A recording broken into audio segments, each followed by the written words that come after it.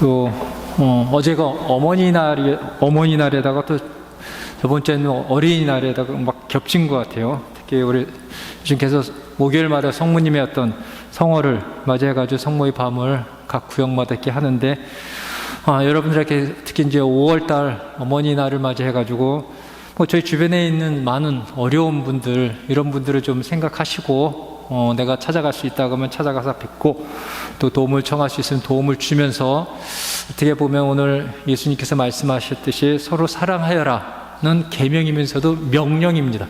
명령은 하라는 것이에요. 그래서 여러분들이 진정으로 그리스도인이라고 하면은 우리가 따르는 그 예수님의 말씀을 잘 지키고, 또 그런 가운데서 지금 상황이 우리나라 상황은 다른 나라에 비해서 보면 그렇게 심각하지 않지만, 그럼에도 불구하고 이런 어려운 상황에서 저희들이 잘 극복하고, 또 무엇보다 중요한 것은 이런 상황이 정말 하나님께서는 저희 인간들에게 어떤 메시지를 주려고 하는 것인지 신앙의 눈으로 여러분들이 해석하고 볼 줄 아셔야 되는 것이에요. 이스라엘 민족이 대단한 것이라고 하면은 다른 것보다는 그들이 내려오는 어떤 그 역사 안에서 그들이 겪었던 어떤 그 시련의 시간이라든가 어려움이라든가, 또 그들이 받았던 어떤 그 시험이라든가, 역사적으로 내려오면서, 그러면서 그들은 항상 역사의 눈으로, 인간의 눈으로 본 것이 아니라 신앙의 눈으로 끊임없이 왜 이런 일을 그들이 경험해야 되는지, 하나님께서는 이런 일을 통해서 나에게 어떠한 메시지를 주시고 내가 어떠한 삶으로 변화시켜야 되는지, 이것에 대해서 끊임없이 자기 자신에게 질문을 던지게 됩니다. 그 질문을 던짐을 통해 가지고 그 안에서 나름대로 살아가면서 해답을 얻으면서 살려고 몸부림쳤던 그 민족이 바로 이스라엘 민족이고, 하느님이 그래서 그 민족을 선택함으로써 그들에게 어떤 이 신앙을 따르는 모든 사람들에게 그 이스라엘 민족 사람들의 어떤, 비록 그들의 삶이 어떤 때는 부정적으로 보였다 할지라도 그들이 가지고 있는 그 마음은 우리가 간직하면서 신앙생활을 하라고 저희들에게 이야기를 하고 있는 것 같습니다. 그래서 개인적으로 항상 내 뒤안길을 이렇게 보면서 어렵고, 어떤 때는 정말로 왜 내가 이런 시련을 겪어야 되는지 여러분이 이해하지 못했을 때, 이때도 과연 하나님께서는 이 시련을 통해서 나에게 어떠한 메시지를 주는 것인지, 신앙인으로서 나 자신에게 어떻게 이것을 수용해야 되는 것인지, 여러분이 좀 한번 조금 시간을 두고서 그 사건을 앞에 놓고 신앙적으로 하느님께서 주시는 어떤 신앙의 눈으로서 여러분이 볼 수 있는 그런 마음의 여유도 좀 가지면서 여러분이 이 지상생활을 하신다고 하면은 조금 더 지상생활이 편안하지 않을까 이렇게 생각이 듭니다. 어떻게 보면 그런 삶을 사셨던 분이 마리아의 모습이었거든요. 여러분이 루카복음에서 보면 했듯이 성모님께서 모르는 것이 있을 때 항상 가슴에 간직하면서 곱씹었다고 하거든요. 곱씹다는 말은 끊임없이 질문을 하는 것이에요. 그리고 왜 내가 이런 어떤 모습, 이런 삶을, 또 이런 모습을 봐야 되는지, 그리고 하느님은 무엇을 이 사건을 통해서, 이런 어떤 말씀을 통해서 나에게 전달하고자 했던 것이 무엇인지, 내가 어떠한 삶을 살아가라고 하는 것인지를 끊임없이 항상 가슴에 품고 있으면서 곱씹으면서 하루하루의 어떤 그런 삶을 살았던 분, 그러면서 조금씩 정말로 예수님을 따른다는 것이 무엇인지를 깨우쳐가는 그런 신앙의 여정의 삶을 살았던 나그네의 모습, 정말로 하느님의 그 어떤 어머니로서 이 지상에서 나그네의 어떤 삶을 살았던 분이 마리아의 모습이듯이 우리 신앙인의 모습도 그런 모습이어야 되지 않을까. 그래서 여러분들이 다시 한번 여러분들의 어떤 그런 삶의 모습을 이렇게 곱씹으면서 내 자신을 보는 것도 참을 좋습니다. 그래서 무조건 세속의 눈으로 보지 마시고, 신앙인이니까 신앙인답게, 그리스도인이니까 그리스도인답게 그리스도인의 눈으로서 이 세상에 일어나는 일들을 이렇게 보시면은, 여러분이 그 보시는 가운데서 성령께서 여러분이 함께 해주시다는 거, 복음에서 또 이 사도행전에서 끊임없이 이야기하고 있지 않습니까? 그것이 성령과 함께 살아가는 신앙인들의 삶의 모습이거든요. 그래서 그런 어떤 지혜의 모습으로서 이 신앙인의 삶을 살아간다고 하면 좋을 것 같습니다. 그래서 이 지금 우리가 겪고 있는 이 어려운 상황이 과연 하나님께서는 나에게, 우리 공동체에게, 그리고 이 지상에 있는 사람들에게 무엇을 주고자 하는지, 그것을 여러분 개인의 신앙의 눈으로 한번 재해석하고 그것이 해답이 나왔다고 하면은 여러분들 그 삶을 한번 살아보려고 나름대로 개인적으로 노력하신다고 하면은 그것이 진정한 신앙인의 어떤 삶, 정말 다른 사람들이 본받아야 할 삶이라고 저는 이렇게 생각이 듭니다.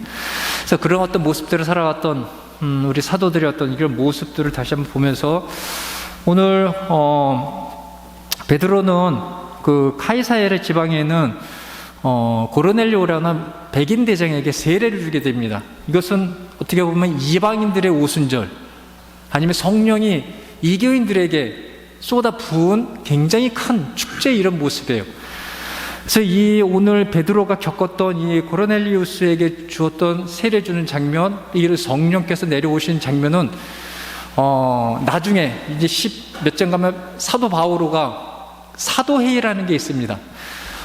사도 바오로가 제1차 전교 여행을 끝나고 나서 안티오키에 딱 도착하니까 안티오키에게 무슨 일이 생겼냐 하면은 예루살렘에서 할례를 받은 사람들, 다시 말해서 유다 그리스도인들이 내려와서 거기에 사고 있는 이방인 그리스도인들에게 왜 너희들은 할례를 하지 않냐?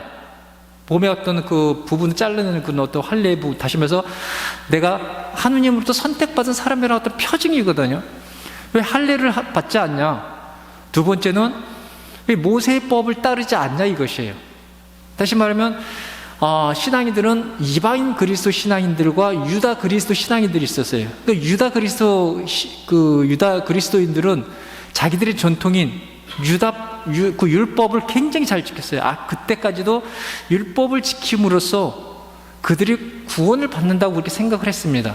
그래서 율법을 지켜야 되는 것이고 할례를 꼭 지켜야 되는 것이에요. 그렇게 함으로써 자기들이 어떤 전통을도 지키면서 또 어떤 그것이 진정한 신앙인의 삶이라고 그들은 생각했어요. 그와 반면에 이기도인들은, 이방인들이죠. 이방인들은 그런 문화에 대해서 모르잖아요. 그 문화를 지킨다는 것이 그렇게 쉬운 일이 아니었고 굉장히 어려운 그런 상황이었어요. 그럼에도 불구하고 유다인들이 그렇게 했던 것은, 같이 빵을 나눈다는 것은, 이렇게 우리가 미사를 한다는 것은 그들과 같이 살과 살을 부딪히면서 또 한 공동체에서 음식을 나누는, 그래서 유다인들에게 있어서는 자기들이 그들과 함께 함으로써 부정한 사람이 된다고 이렇게 느꼈습니다. 그게 굉장히 두려워하는 그런 모습. 그래서 이러한 문제, 공동체에 이런 문제가 생긴 것이에요. 유다 그리스도인들과 이방인 그리스도인들 사이에서의 어떤 그런 문화적이고 전통적인 어떤 이런 방법에 있어가지고 어떤 차이가 있으면서 거기에서 불화함이 일어나기 시작합니다. 이때 안티오키아에 있었던 그리스도인 공동체의 그리스도인들이 사도 바오로하고 바르나바에게 이것을 해결해달라, 이 문제를 해결하지 않고서는 자기들이 신앙을 갖는 존재의 의미가 없다고 이야기를 합니다. 그래서 이 두 사도가 이 문제를 갖고 예루살렘에 있는 사도들에게, 예수님의 제자들이죠, 사도들에게 이 문제를 어떻게 해결할 것인가 해결해달라고 회의를 모집을 해요. 그것이 예루살렘 사도회의라고 합니다. 제1차, 저희들은 교회 용어로 제1차 공회라고 이야기하는데, 그 모임에서 베드로는 이 문제에 대한 해답을 내놓아야 할 그런 상황이었습니다. 그래서 베드로는 이 상황에 대해서 해결하기 위해서 굉장히 도움을 주었던 경험이 바로 오늘 독서에서 읽는 코르넬리우스 가족과 그 주변 사람들에게 세례를 주었던, 그것을 굉장히 자기로서는 큰 경험이라고 생각을 했습니다. 그래서 이 이야기를 하면서 예루살렘 회의에서 이방인들에게 할례와 모세 율법은 면제를 시켜줍니다. 다시 말하면 예수님을 믿는다는 것은, 우리가 신앙을 믿는다는 것은 이러한 율법이라든가 이런 어떤 전통적인 행위를 통해서 우리가 구원을 받고 영원한 생명을 얻는 것이 아니라 사도행전 10장 43절에 나와 있듯이 이것을 통해서 저희들이 구원을 받는다, 이렇게 말씀을 하십니다.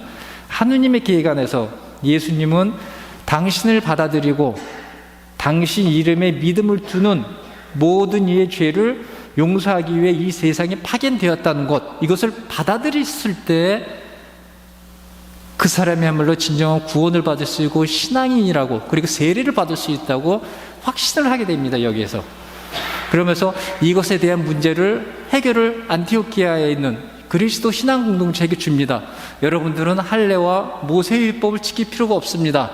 그래서 여러분들은 하느님께서 부활하신 예수님을 통해서 그분을 받아들임으로써 여러분들은 구원의 삶, 그리스도인이 되었다고 이야기를 하면서 그 생활을 계속하라고 이야기하고 있습니다. 그래서 이 삶을 통해서 이방인들에게 이제는 복음을 전파할 수 있고, 유다인들에게 부과했던 그 무거운 몽의 짐을 그들에게 면제를 해줄 수 있는, 그래서 굉장히 큰 그런 어떤 경험을 체험했던 것이 오늘 사도행전 10장에 나오는 코르넬리우스의 어떤 가족에게 주었던 그런 큰 삶의 체험이었던 것이에요.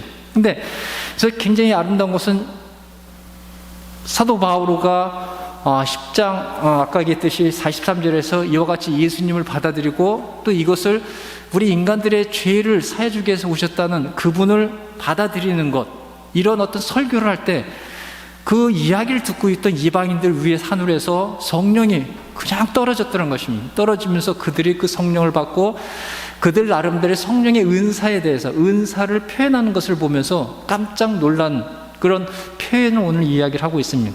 그래서 저희들에게 있어가지고 이 성령이라고 하는 것은 여러분들도 세례 때 예수님을 받아들임으로써, 또 예수님을 통해서 구원을 받는다는 것을 수용함으로써 여러분들은 세례를 받고 또한 성령을 받은 그런 사람들이에요.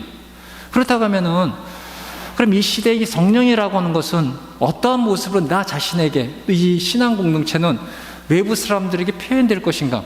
그래서 사도행전에서의 성령은 다른 것이 아니에요.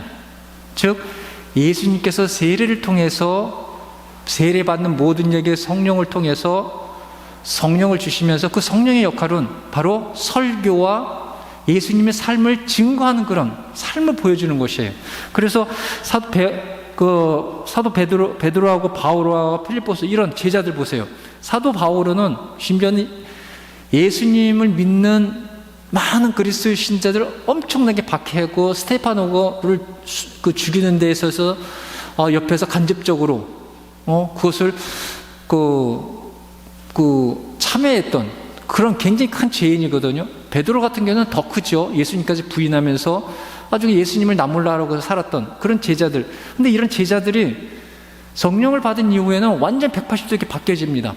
예수님에 관해서 설교라든가 예수님에 관해서 증거의 삶을 보여줄 때 이 사람들이 그 무서움을 두려움 없이 그 나아가는 모습은 과연 저것이 어디에서 저 힘이 나오는 것인가? 바로 사도행전은 그것이 바로 성령을 통해서, 성령에 의해서 인도되어 나오기 때문에 그렇다고 저희들에게 이야기를 하고 있습니다. 그와 같이럼 이런 코로나 시대에 제가 여러분들에게 얘기하지 않습니까? 이 복음은 이제는 안 믿는 사람보다는 우리 예수님을 믿었던, 예수님을 따르겠다고 약속했던, 세례를 받음으로써 성령과 함께 있던 그들이 이 신앙을 나오지 않는, 그래서 저는 신앙을 믿는다고 하고 예수님을 받아들인다고 하면서 살아가지 않은 그 삶을 못 사는 사람들, 저는 배교자라고 그래요. 배교라고 저는 이야기를 하고 있어요. 배교가 다른 게 아니에요. 예수님을 믿는 사람이 예수님을 떠나는 것, 이게 배교잖아요. 근데 내가 분명히 신앙을 믿겠다고 세례까지 받았어요. 약속까지 다 했어요. 하느님 앞에서. 그리고 세상의 어떤 삶에 따라서, 아니면 자기의 개인적인 문제 때문에, 또 자기의 개인적인 어떤 생각 때문에, 뭐 철학 때문에 여러 가지 이유를 대고서 신앙의 삶을 살아가지 않는, 그렇다면 그것은 배교이죠. 정말로 큰 죄이죠. 그것은. 그 결과는 우리가 장담할 수 없는 것이에요. 우리의 첫 번째, 우리의 한국의 어떤 순교 성인들은 그 배교를 하지 않기 위해서 그 엄청난 고통을 참아가면서도 그 신앙을 지켰는데, 하물며 지금과 같이럼 옛날처럼 신앙생활 하는데 어렵지 않은 이 생활에 있어가지고 세속의 기준에 맞춰서 그것이 어렵다고 해서 신앙의 삶을 해서 멀어지거나 아니면 그 삶을 포기한다고 하면은 어떻게 보면 그것보다 더 큰 신앙 안에서의 어떤 하느님 그 눈에서의 어떤 잘못은 없다고 저는 이렇게 생각이 됩니다. 그 잘못은 너무 큰 것이거든요. 그래서 이럴 때 여러분들 그들을 다시 신앙의 길로 인도하는 것도 여러분이 같은 형제 자매로서의 해야 할 일이 아닌가. 그래서 저 사람은 나와는 뭐 아무 상관없어, 나만 그냥 열심히 하면 돼 라기보다는 그들에게 다가가서 여러분들이 할 수 있는 노력을 좀 하셔야 되지 않을까. 그래서 다시 한번 신앙인의 삶으로 돌아와서 그들이 정말로 같은 형제 자매로서였던 같은 삶을 저희들이 살아갈 수 있는 그런 모습을 보여줬으면, 그랬을 때 여러분이 혼자 가는 것이 아니라 여러분이 혼자 그들을 설득하는 것이 아니에요. 이 사도들도 그들의 능력은 안 돼 있지만 그들과 함께하고 있는 성령이라는 어떤 큰 하느님께서 예수님을 통해서 보내주신 그 힘이라는 것은 내 능력과의 관계없이 여러분이 마음만 먹으면 충분히 할 수 있다는 것을 이 사도행전 저희들에게 끊임없이 이야기를 하고 있는 것입니다. 그래서 여러분들도 여러분 나름대로의 행전, 신앙인으로서였던 복음을 선포하는 그런 아름다운 어떤 한편의 이야기를 쓰셔야 되잖아요. 또 한 폭의 그림을 여러분들이 그리셔야 되잖아요. 그럴 때 여러분 혼자가 아니라는 거. 항상 제가 얘기했죠. 성모님과 함께 기도하면서 성령께서 인도하신 대로, 또 여러분이 그럴 능력이 없다고 하면 성령께 그 능력을 달라고 청하세요. 부탁하세요. 손을 내미세요. 그렇다고 하면 여러분에게 그만한 에너지와 지혜와 또 그것을 밀고 나갈 수 있는 그런 추진력의 힘을 성령께서 여러분들에게 내려주신다는 것을 다시 한번 잘 숙지하면서 여러분의 어떤 그 그리스도인의 역할을 잘 하셨으면 좋을 것 같아요. 그래서 이렇게 성령을 받음으로써 세례를 받고 신앙인을 살아가는 사람들에게 있어서 오늘 요한복음은 저희들에게 이런 말씀을 하십니다. 내 계명을 지키고 내가 명령하는 것을 실천하여라. 내 계명, 명령은 다른 게 아니라 서로 사랑하여라 라는 것이 예수님의 계명이면서 실천입니다. 그렇다고 하면은 이 사랑의 실천에 있어가지고 여러 가지들 많이 있어요. 종류들이. 그 중에서 오늘은 이 사도 바오로가 코르넬리우스의 어떤 그 가족과 그 주변에 있는 사람들에게 세례를 주면서 느꼈던 두 가지의 아름다운 모습은 우리 신앙 공동체에서 좀 해야 될 일이 아닌가. 첫 번째는 베드로가 고르넬리우스 집에 갔을 때 그 집안에 있는 모든 사람들이 마중 나가서 그 베드로의 발치에 다 엎드려 절하는 그런 모습. 이때 베드로가 이런 말을 하죠. 일어나시오. 나도 역시 사람입니다 라고 하시면서 어떤 최상의 대우를 주는 것에 대해서 거절을 하십니다. 그것은 베드로의 어떤 마음이 아니라 베드로는 하느님께서, 예수님께서 분명히 이런 말씀을 하십니다. 루카복음 4장 8장에 성경에 기록되어 있듯이 주 너희 하느님께 경배하고 그분만을 섬겨라 라는 이 말씀. 그 누구에게도 우리가 최고의 경배를 인간에게 줄 수 있는 것이 없어요. 그래, 예의를 갖추는 것도 오직 하느님만 그 예의의 경배를 받을 수 있는 분이지 우리 인간들끼리는 그런 모습을 갖출 수 없다는 거. 그만큼 내 자신이 서로에게 겸손한 마음, 겸손의 모습을 보여주고 내가 실천했을 때 그것이 어떻게 보면은 오늘 요한복음에서 얘기하는 사랑의 실천의 첫 번째일 수도 있습니다. 어떻게 보면은 저희들의 어떤 사회적 지위가 이 신앙 공동체 안에 들어와서, 아니 그냥 사회적 공동체, 사회적 그 안에 질서 안에서도 내가 어느 정도 높은 자리에 있다 해서 그 밑에 있는 사람들에게 어떤 그런 대우를 받거나 또 그것을 요구하거나 그런 것은 결코 아니라는 것이죠. 정말 우리가 신앙인이라고 하면은 첫 번째 공동체 안에서 신앙 공동체 형제 자매들에게 그런 어떤 겸손의 모습, 이 모습을 정말로 보여주고 노력하려고 하는 그런 모습 안에 있어야 되는 것이고, 세속의 공동체에 나가서도 신앙인을 대표로서 이런 모습들, 공경을 주거나 공경을 받으려고 하는 그런 욕심, 이런 것에 대해서는 여러분이 좀 거리를 두면서 살아야 된다는 것이 어떻게 보면 예수님께서 말씀하신 사랑하여라라고 하는 첫 번째 어떤 그런 모습이고, 두 번째는 베드로가 이 코르넬리우스의 어떤 이런 가족들의 세례를 받고 성령이 내려오는 모습을 보면서 다음과 같이 이렇게 말씀을 하십니다. 진실로 나는 깨달았습니다.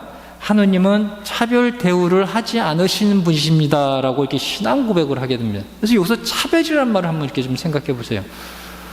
차별이라는 이 단어는 어디서 나왔냐고 하면은 왕이 그들의 신하와 어떤 그 회의를 가질 때, 아니면은 백성이 그 왕에게 왔을 때, 다가왔을 때 신하라든가 백성들은 왕 앞에서 고개를 숙입니다.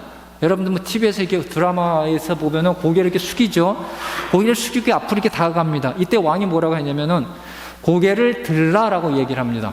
그래서 고개를 들고 나에게 이야기하라, 아니면 고개를 들고 나한테 다가오라라고 말씀을 하십니다.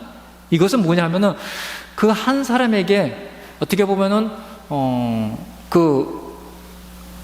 한 사람에게 왕으로서의 어떤 인정을 해주는 것입니다. 그래서 그 사람에 대한 호의를 베푸는 것이거든요. 근데 차별이라는 그것이에요. 한 사람에게 호의를 베푸는 것이에요. 다른 사람에게 주는 것이 아니야. 이 개념이 차별이라는 것입니다. 그래서 차별 대우가 없다고 말씀하시는 것은 우리가 공동체에 있어가지고 한 사람에게, 그 사람에게 관심을 갖고 그 사람에게만 호의를 베푸는 이런 모습들, 그 호의를 베푸는 이유가 있을 것이에요. 우리 공동체에서는 이런 일이 있어서는 안 된다는 것이에요. 우리 신앙 공동체에서는 서로 사랑하라고 말씀하신 예수님의 말씀에는 그 사람에게 자기의 관심을 집중시키고 또 그에게 자기가 있는 것을, 자기가 좋아하는 것을, 이런 것을 나누어주는 이런 모습이 아니라 동등하게 차별이 없이 다 똑같은 형제 자매로서 다가가서 그와 같이, 그가 어떤 때 나 자신의 기분을 상하게 하고 나 자신에게 어떤 좀 힘든 일을 주었고, 또 어떻게 보면 삶의 어떤 그 레벨이 틀리다고 해서, 또 생각이 틀리다고 해서 여러 가지 우리 공동체 살아가 보면은 다 틀리지 않습니까? 그래서 그 틀리기 때문에 나는 저 사람은 배제시키는, 그리고 이 사람은 나와 비슷하기 때문에 호의를 갖고 그 사람에게만 집착하는, 이런 차별이라는 것은 우리 공동체에서 있어서는 안 된다는 것이에요. 이 신앙 공동체에서.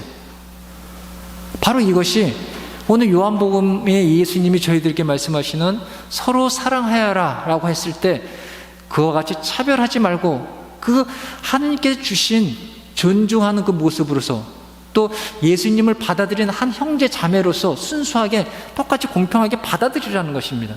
또 똑같이 그에게 관심을 주고 호의를 베풀고 다가가는 그런 마음을 가지라는 것이 바로 어떻게 보면 오늘 베드로가 그 코르넬리우스 가족에게 세례를 주면서 보여주었던 그 삶의 모습 안에서 서로 사랑하여라고 하는 모습이 우리들이 찾을 수 있다는 것이에요. 겸손하고 차별 없이 공평하게 형제자매로서 다가가서 그들에게 형제를 나누라고 하는 것이 오늘 예수님께서 저희들에게 말씀하시는 것이 아닌가 이렇게 생각이 됩니다. 그래서 이런 말씀들을 저희들이 결코 저희 혼자로서는 살아갈 수가 없어요. 그렇지만 성령과 함께하고 또 5월에 어떤 성모님이 교회 어머니로서 우리들에게 함께 했듯이 저희들과 함께 이분과 같이 걸어가면서 이런 모습들을 하나씩 내가 노력해서 실천하려고 한다고 하면은 분명히 여러분들이 할 수 있고, 이 공동체는 정말로 화기엔 일치의 사랑의 공동체가 될 수 있는 것이 아닌가. 사랑의 공동체가 되지 못하더라도 되려고 노력하는, 몸부림치는 정말 그런 그리스도인의 정말로 모범이 되는 공동체가 될 수 있을 것이라고 저는 확신을 하고, 또 여러분들은 그런 삶을 통해서 여러분의 어떤 아름다운 여러분의 신앙의 그 그림을, 또 책을 하나 한 권씩 싹 쓰신다고 하면 그것이 여러분의 사도행전이 되는 것이고 여러분의 행전에 관한 그림책이 될 수 있는 것이라고 생각을 합니다. 그래서 그런 모습대로 그런 삶을 오늘도 내일도 최선을 다할 수 있는 천상에 있는 사람으로서의 지상의 흔적을 조금이라도 아름답게 남길 수 있는 신앙인이 될 수 있기를 기도드리겠습니다.